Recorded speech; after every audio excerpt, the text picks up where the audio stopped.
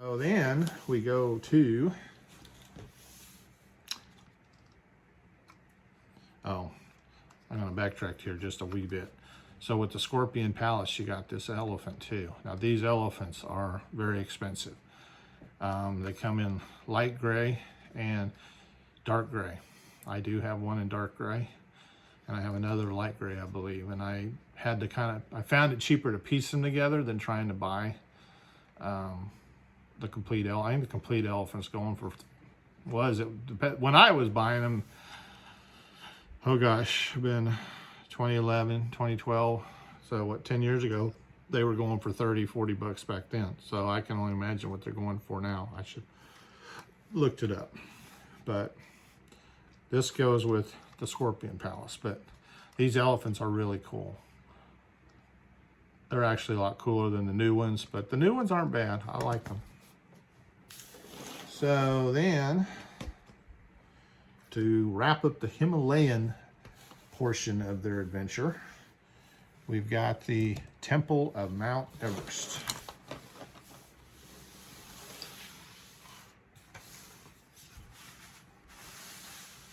And this really, there's a lot of really kind of cool features. You got the bridge and the can tip. Part of the adventure is with Johnny Thunder coming across the bridge.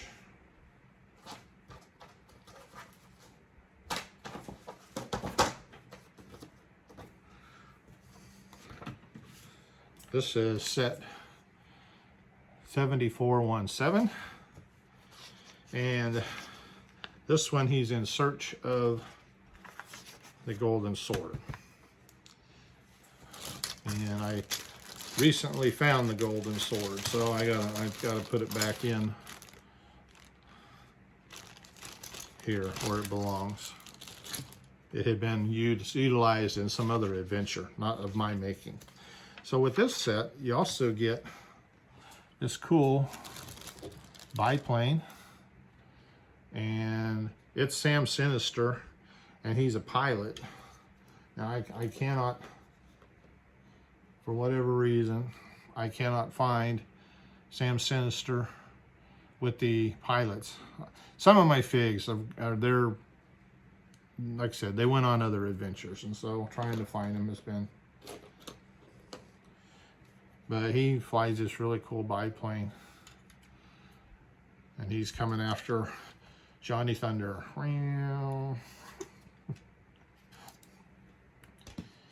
Now this thing has lots of traps, so Johnny Thunder makes it across and breaks into the temple, only to be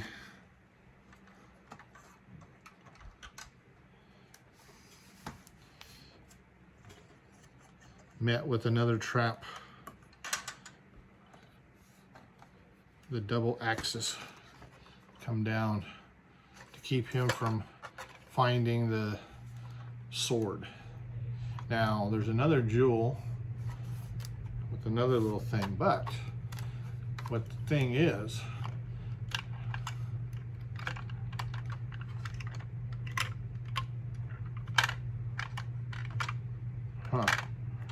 something about that's kind of weird.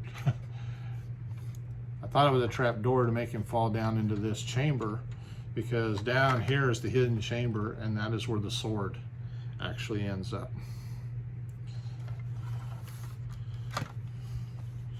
So we're gonna skip ahead through the book.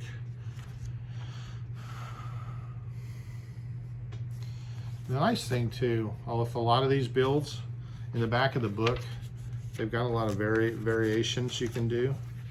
And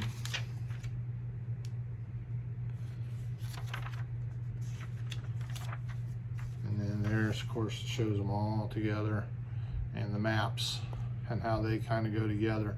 So I guess you can utilize these with these play sets with these maps that I showed earlier.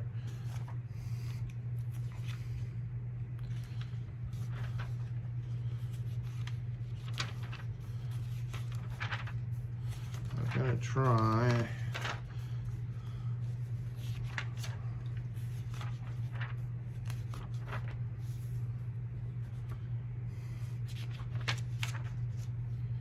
So yeah, so you can see here, that's what the sword chamber is supposed to look like. Apparently I couldn't find the sword, so I didn't finish putting that part together. But what I don't understand is if that's a trap door. Ah, yes. So they show as he's pulling the jewel,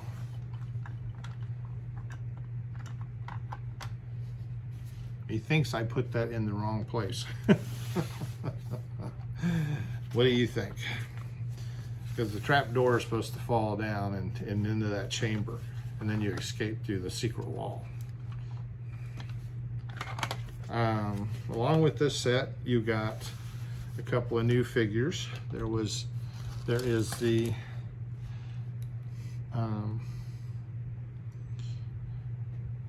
Sherpa Sangye Dorje with backpack, and I don't know if he's kind of the guy. I'm assuming he's the guide, maybe that brought Johnny Thunder up to this temple. And then there is a guardian or possible henchman.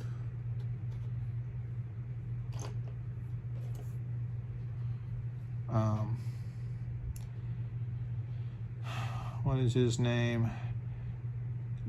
Nagan Pa Yeti Hunter. And somehow he figures into, he comes with this set as well. And I assume maybe, as we can see in the picture here, that he is standing there guarding the bridge to keep Johnny Thunder from reaching the temple. But just kind of a cool figure. I have used this torso in my Western build, so that kind of helped with that. Then the last two sets, and like I said, I'm probably gonna at some point in what I've just said, I'm gonna break into things and we're gonna make this 2 videos, but we're fast approaching the end. 2 cooler sets, or 2 small sets. So we had 7413, which is the Passage of Junchi. So he's Johnny Thunder. They go to the Himalayas and they get the sword, but I think Sam Sinister gets the sword ahead of him. So then they're all racing to the Dragon Fortress, the big fortress, to get the final thing, which is the golden helmet. And so this set just comes with this version of Johnny Thunder, and a little cartoon. Everything has a jewel, I guess. Apparently there's a different colored jewel with each one that leads to them finding the treasure. So yeah, see here, he's looking for the golden helmet.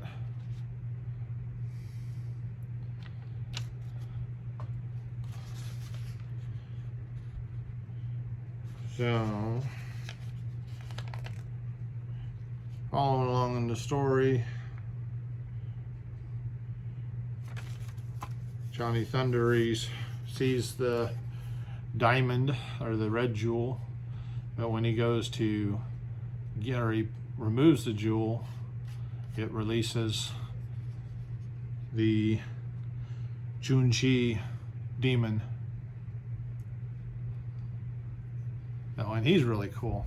Like I said, the 2 of the 3 are really kind of cool. Tagura and then the Junchi here. But the Yeti was kind of left a little bit to be desired. But, you know, I don't know what else they would have done. And then they kind of decorated up the backside.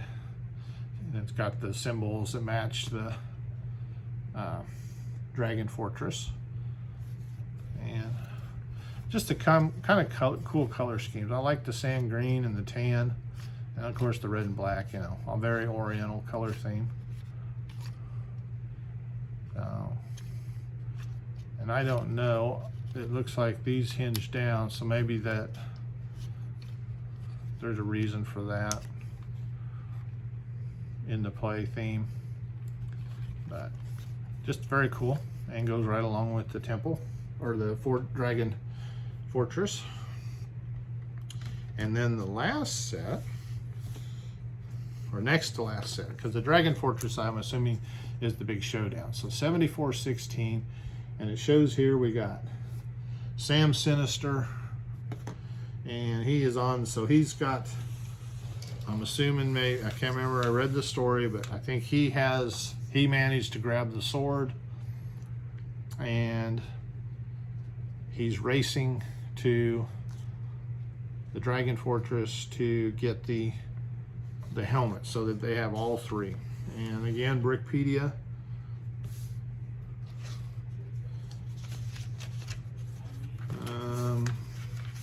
So yes, with this set, you got two more of the what are they? The Dragon Fortress guards. One is driving the boat, and the other is running the crossbow contraption in the front. Now there is a compartment for a treasure chest that goes in there. And of course then Sam Sinister, somehow he's managed to get these, but the Emperor,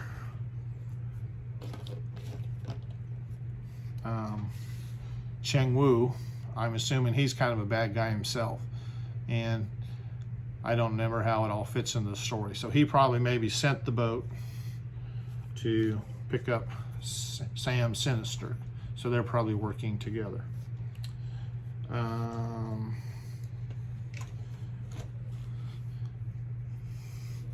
So that is all of that. Now I was going to, because I don't think I showed, I maybe did, but in case I didn't, some of the really kind of cool characters that come with the Dragon Fortress. There is the Dragon Fortress Guardian, and what I found kind of cool, I never had pulled the helmet off. He actually has a face, a printed face. I figured it was just a solid gray, but so it is a creature that is, or not a creature, but a being that comes to life. And then you also get a different outfit with Pip and Reed, and a different outfit with Dr. Kilroy, and I'm not sure which version. I think this version of Johnny Thunder with the Dragon Fortress. So you get quite a few figures. And also, I don't think I showed, you get this kind of cool half-track, they call these, vehicle, and that's what Pippin Reed, she comes driving in to help save the day and help get Johnny Thunder. And then also there is this Jingli the Wanderer. Now I don't know how she figures into the story either. Sorry, a lot of I don't knows, but Wikipedia, there was, I mean, like I said, they really went in depth with the stories on this. So, and I don't know, did I show the Emperor Cheng Wu? He's really cool. I think I have a similar one that I did a little bit more to up in the Dragon Fortress that I made.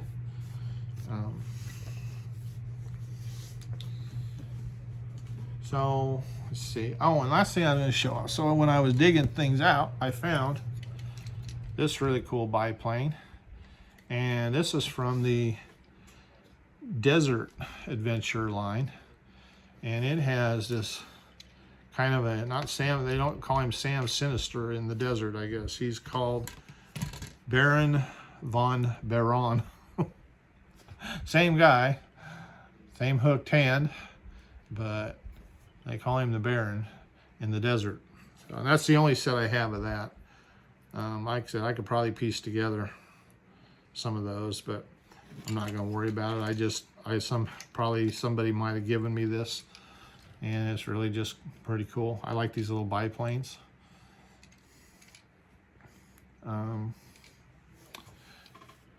But yeah, so that's my adventures theme that I have.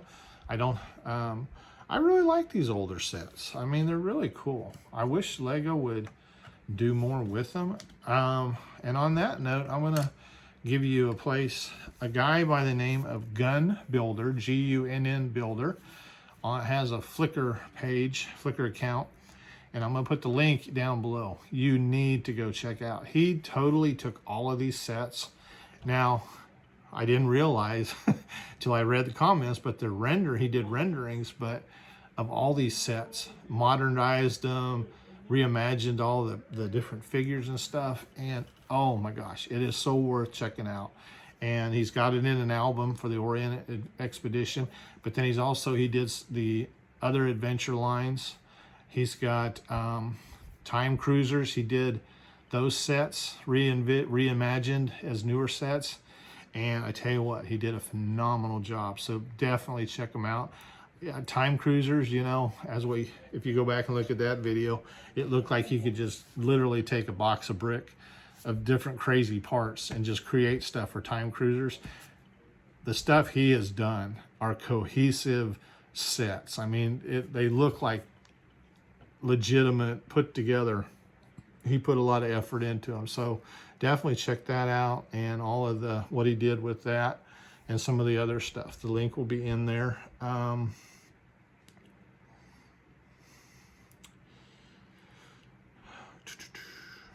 That's about it. Like I said, I've been wanting to do this for a long time, and I see that we're at the 40-minute mark, so I'm going to break this into two-parter, and so you can just kind of, I mean, you know, you sit and watch 40 minutes, or you sit and watch 20 minutes, still the same, but this way at least I get an extra video, and you don't feel like you have to watch all 40 minutes at one time.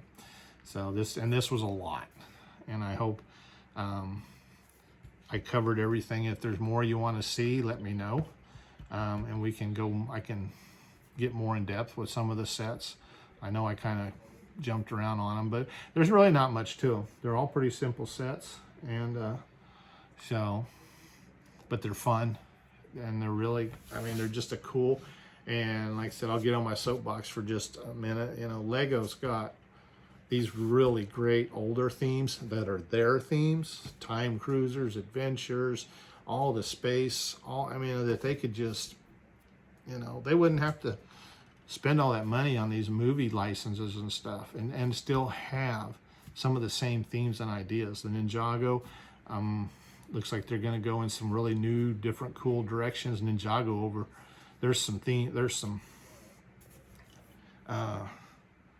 some of the waves have just been phenomenal. I'm really excited about this new wave that just came out. I haven't got any of those sets yet, but the underwater theme that they had 2 waves ago, love those sets. And I'm going to put them together and talk about them. I really want to do a lot of Ninjago sets. That brings up something, and I do want to kind of throw out there. I'm thinking about doing some side, which I know because it's so hard for me to get one video out, and here I am wanting to branch out. But I saw an interesting thing where some of the guys are doing ask about certain things, and you'll do a whole show just explaining that. So I thought it was really kind of cool. So if there's certain things, we're going to start it with this video. So please put in the comments any questions you have or anything specific you want to see, and we'll get the ball rolling with the first episode, and then from there we can build. I'll just, you know, then the specific questions can go in that specific videos. But I'm going to get the ball rolling here. Like I said, any questions, anything you want to ask about Lego, me, my pursuit of the hobby, or anything you want to know, I don't care. Probably should keep it Lego related, but you know, there are a lot of things can be side thing from Lego. And because I want to do that, and I got a couple other fun spin-offs I want to do that I'm going to get to work on. The Western, I've had some people ask, I am going to start something I've wanted to do all along. All the historic figures. I'm going to do start doing videos of each of the historic figures, talking a little bit about the history, try and give you all the where I found each part so you could, you know, recreate them yourself. Just kind of, you know, what kind of got me started with, you know, what makes me excited about the hobby and that. So, and that's what got me into it. So we're going to kind of explore that again, just to kind of really step things up, because I really feel like I've kind of lost my pace with it. So look for that and questions. So we'll get that episode going. And as always, I appreciate y'all. I thank you very much, especially all of you that watch each one and comment. And I know I'm kind of throwing these older sets out there, you know, that are kind of expensive and hard to track down and stuff, but I just want you to know they're out there. These are the sets that I really love, that mean the most to me. There's tons of new stuff coming out, but I'm not able to get a lot of that new stuff right now. So I'm just showing what I have, and hopefully create a appreciation for the older stuff. Because the thing about Lego and the thing about a lot of this stuff, the stickered parts that make them unique a lot of times aren't that expensive, and they're out there pretty plentiful. So you know, you can get them and you can get parts, and you can recreate these sets yourself, and they don't have to be exact. You know, get as close as you can. Like you're going to see if you go check out this gun builder flickr site, you're going to be amazed at what he did. Now, like I said, he did it all digitally, I guess, and then it's renders. It took me, I mean, I swore that he had built these sets, but then what happens is you notice that the colors, some of the colors he's able to use only can be done with the rendering stuff. But that's been a while ago now. There's a lot of these parts that are in all the different colors. So with that, we're going to end there. I've been talking a lot. This is a long video. So I thank you. As always, if you like, share, subscribe. I'm always wanting to build my audience and share the experience. So with that, we'll see you again soon. Y'all take care.